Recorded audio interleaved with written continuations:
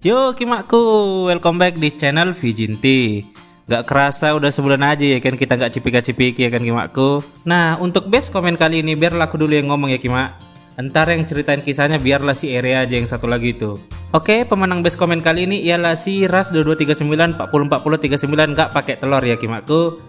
Dan ya isi komenannya ialah keluh kesah disertai logo batu yang sangat amat fenomenal. Ya udah tau lah kita logo batu itu. Dan terkait komenan di atas ya Mimin mau ngucapin sorry lah ya buat Ras dan Kimak-Kimak tercinta di luar sana yang sudah lama menunggu.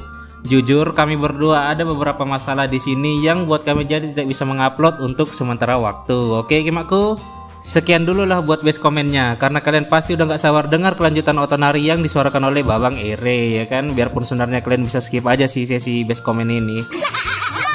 Oke lanjut Kimak. Oke lah Kimak, welcome back di channel Vijinti. Nah kali ini kita akan lanjut lah ngebahas light novel Otonari Asobi volume 1 part 2 nya. Oke, sebelum masuk ke pembahasannya, kayak biasalah, jangan lupa juga lah kalian tonton video-video short kami. Terus ada juga konten TikTok yang ngebahas rekomendasi anime, manga, dan lainnya. Ya hitung-hitung nunggu upload video utama, kalian bisa lah habisin waktu nonton video kami yang lainnya Kimak.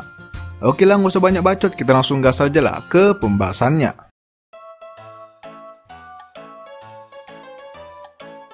Nah di pembahasan sebelumnya yakni part satunya Kimak, ya udah pastilah berisi mengenai intro karakter dan sinopsis singkat ceritanya. Jadi di situ kita diperkenalkan lah ada main karakter kita yaitu si Akihito, kemudian sang heroin yaitu Charlotte dan juga adiknya yaitu Emma. Nah jadi di part sebelumnya itu Kimak, singkat cerita adiknya si Charlotte ini yaitu si Emma hilanglah dan ditemukan oleh si Akihito. Dan itulah awal perkenalan dari Akihito dengan si Charlotte. Si Charlotte yang udah khawatir setengah mati karena adiknya hilang, langsung berterima kasih dan mulai mengagumi Akihito sedikit demi sedikit. Ya bisa dibilang ini PDKT jalur adik ipar lah Kimak. Biasalah, inilah yang namanya strategi tembak dulu kudanya supaya penunggangnya bisa diselesaikan. Yep, ambil dulu hati adiknya, otomatis sudah sepaket lah itu sama kakaknya juga. Yep, kira-kira gitulah gambaran cerita yang terjadi di part sebelumnya Kimak. Sekarang kita masuklah ngebahas cerita di part 2 nya ini brother.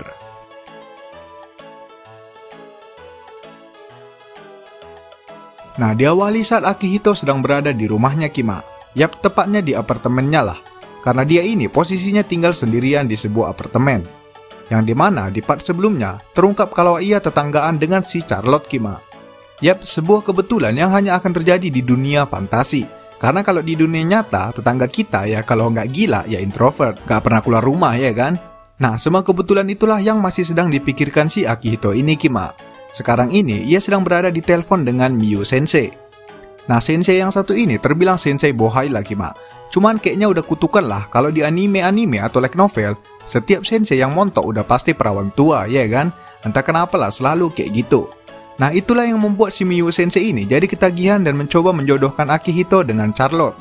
Di sisi lain Akihito heran melihat sifat gurunya yang satu ini karena sangat tertarik dengan percintaan anak remaja. Namun Miyu Sensei seakan tidak peduli dengan keluhan Akihito dan terus menggodanya agar segera PDKT-an dengan Charlotte. Nah di sini Akihito membalas kalau ia sebenarnya sudah mulai suka kepada Charlotte, namun belum ke arah yang romantis Kimak. Jadi ya suka-suka teman gitulah. Nah mendengar itu Miyu Sensei pun tertawa kecil, seakan sudah bisa menebak bagaimana perkembangan hubungan mereka nantinya. Kemudian Akihito di sini hendak memotong tawaan dari Miyu Sensei, namun ia terpotong oleh suara bunyi bel rumahnya yang terus berbunyi. Akihito pun memutuskan mengakhiri teleponnya dan segera membuka pintu. Pintu dibuka dan Charlotte yang dari tadi mereka bicarakan sudah berada tepat di depan Akihito. Tentunya Charlotte di sini bersama dengan adiknya Emma dengan wajah yang berseri-seri. Akihito pun spontan kaget dan bertanya-tanya apa tujuan kunjungan Charlotte ke rumahnya. Charlotte pun sambil memasang ekspresi bersalah langsung menunduk dan meminta tolong agar Akihito mau bermain dengan adiknya. Ia berkata kalau Emma sangat rewel dan tidak mau tidur sebelum bermain dengan Akihito. Ya betul kan Kimak, tembak dulu kudanya, pasti dapatlah itu penunggangnya. Sis. Nah karena melihat Charlotte yang udah memohon kayak gitu, ya terpaksalah si Akihito ini mau lah Kimak. Akihito pun mengajak Charlotte dan Emma untuk masuk ke kamarnya. Sesampainya di dalam, Charlotte seakan canggung melihat ke sekitarnya, karena ini merupakan pertama kalinya ia main ke kamar seorang pria. Di sisi lain, Emma udah kesenangan karena akhirnya bisa berjumpa dan bermain lagi dengan Akihito. Tanpa ragu, di sini Emma langsung melompat dan duduk di pangkuan si Akihito Kima. Akihito di sini pun langsung panik dan refleks melirik ke arah Charlotte. Ya gimana pun ia takutlah dikira pedofil ya kan. Namun Charlotte sendiri malah khawatir dan langsung menegur Emma. Charlotte tidak ingin membiarkan Emma membuat Akihito kerepotan lebih jauh lagi. Nah karena dirinya ditegur, Emma pun langsung memasang wajah sedih dan langsung menatap lurus ke arah Akihito. Akihito awalnya setuju dengan Charlotte. Namun setelah ia dihadapkan dengan wajah memelas imut milik Emma, Akihito pun langsung luluh lah Kima. Akihito pun membalas kalau ia tidak merasa kerepotan. Mendengar itu Emma pun langsung ceria lagi dan kembali tersenyum riang. Nah kemudian tak butuh waktu lama, Emma yang pada dasarnya masih anak-anak udah mulai bosan lah karena dari tadi mereka cuma ngomong-ngomong aja. Emma pun mulai gelisah dan Charlotte di sini langsung paham kalau Emma ingin bermain. Charlotte pun berkata alangkah baiknya agar mereka segera bermain dengan Emma. Mendengar itu Akihito pun mengangguk setuju. Namun ia bingung karena tidak ada satupun permainan yang ada di rumahnya. Charlotte pun membalas kalau Emma sangat senang bermain domino. Ia pun langsung segera kembali ke rumahnya dan mengambil domino milik Emma. Charlotte kemudian kembali berkata kalau Emma sangat senang melihat domino yang sudah disusun kemudian dijatuhkan lagi. Ya kalian tahu lah Kima, satisfyingnya itu kayak mana ya kan?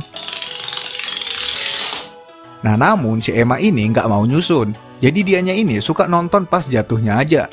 Ya terpaksalah si Charlotte ini yang nyusun, karena si Akihito ini posisinya kan lagi ngemangku si Emma. Jadi rada susah lah untuk bergerak. Yap jadinya mereka pun bermain domino berulang kali sampai si Emma ini puas lah Kima.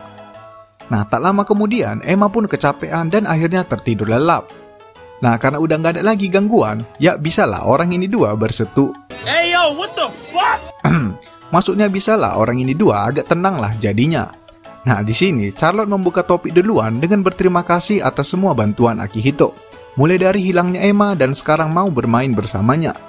Charlotte juga berterima kasih karena ia akhirnya mulai tenang karena bisa berteman dengan orang sebayanya. Yap karena si Charlotte ini baru pindah dari Inggris Kima. Nggak bisa bahasa Inggris. Jadi agak susah lah nyesuaiin diri dengan circle orang Jepang. Nah, dengan adanya Akihito, Charlotte merasa sedikit tenang dan mulai percaya diri membangun hubungan dengan orang lain. Akihito sendiri dengan senang hati bisa membantu Charlotte. Ia bahkan rela hati untuk membantu Charlotte agar bisa lebih cepat terbiasa tinggal di Jepang, terutama karena ia juga membawa Emma untuk tinggal bersamanya. Yap, jadinya si Akihito ini Kima ke depannya akan ngebantu Charlotte untuk beradaptasi sekalian jadi babysitter lah untuk si Emma ini Kima. Oke, kemudian masih di kamar Akihito. Di sini Charlotte mulai khawatir kalau kehadiran mereka akan mengganggu suasana rumah Akihito. Apalagi kalau sempat orang tuanya Akihito pulang nantinya. Namun Akihito di sini langsung menepis hal itu dan menjawab kalau ia tinggal sendirian di sini. Ia memutuskan untuk berpisah dari orang tuanya dan ingin hidup mandiri. Nah, mendengar itu, Charlotte pun mulai merasa canggung karena ia sudah seenaknya menyimpulkan keadaan Akihito barusan. Namun tiba-tiba suara perut lapar dari Akihito memecah keheningan di antara mereka Kima. Menyadari itu, Charlotte pun langsung menawarkan untuk memasak sebuah makanan bagi Akihito. Akihito di sini sedikit bingung karena tidak menyangka kalau Charlotte bisa memasak. Charlotte pun di sini berdiri sambil tersenyum riang agar Akihito membiarkan dirinya mengurus makan malamnya. Nah, setelah berkata demikian, Charlotte pun segera ke dapur memakai apron dan mulai memasak. Yap, kesannya udah kayak tinggal sama lah orang ini Kima. Si Emma ini udah kayak anaknya ya kan? Jadi cocok lah pas anak lagi tidur. Ya orang tua pun bisa berproduksi lagi. Salah. Maksudnya bisalah makan dengan tenang. Nah, tak lama kemudian masakan pun siap. Charlotte langsung mengundang Akihito ke ruang dapur untuk segera makan. Akihito pun menikmati makanan khusus buatan si Charlotte ini Kima.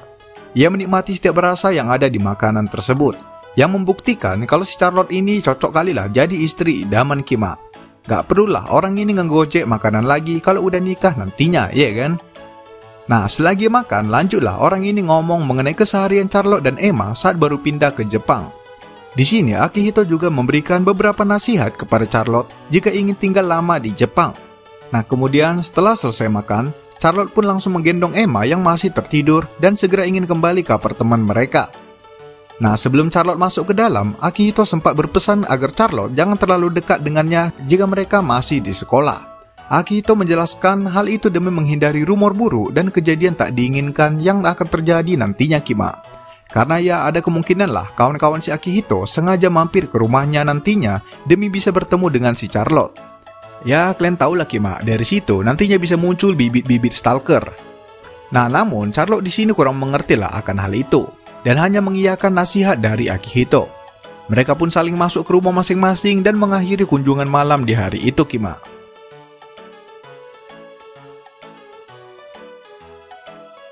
Oke lah, kemudian kita lanjut ke POV-nya si Charlotte Kima.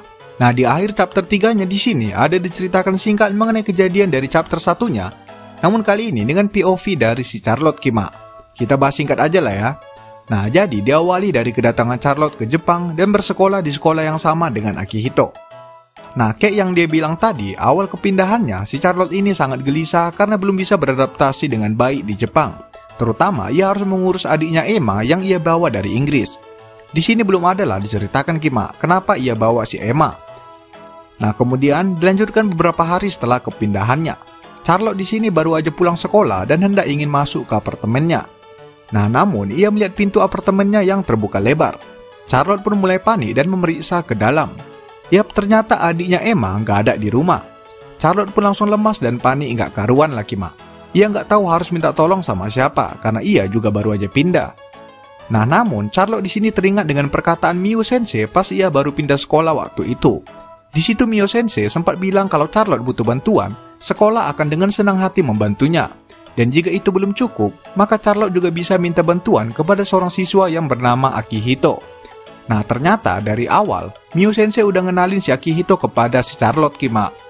Jadi ya ini bukan jalur adik ipar aja lah rupanya. Ternyata ada jalur orang dalam juga ya kan.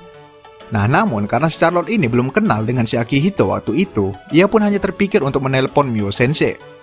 Nah di sini Miu Sensei posisinya udah ngedapat kabar dari Akihito kalau ia bertemu dengan seorang anak kecil, yang dimana Miu Sensei langsung sadar lah kalau itu pasti adik dari si Charlotte yang hilang.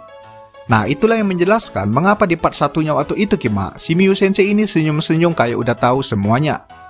Yap, singkat cerita, Charlotte pun datang ke sekolah menjemput adiknya dan akhirnya bertemu dan berkenalan dengan Akihito. Itulah cerita pertemuan mereka dari POV si Charlotte ini.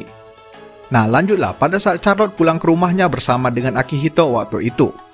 Di sini Charlotte berulang kali dibuat heran dengan adiknya Emma yang bisa sangat menempel dengan Akihito. Charlotte nggak tahu alasannya, namun ia sangat senang di dalam hatinya. Ia senang karena Emma menempel dengan orang seperti Akihito.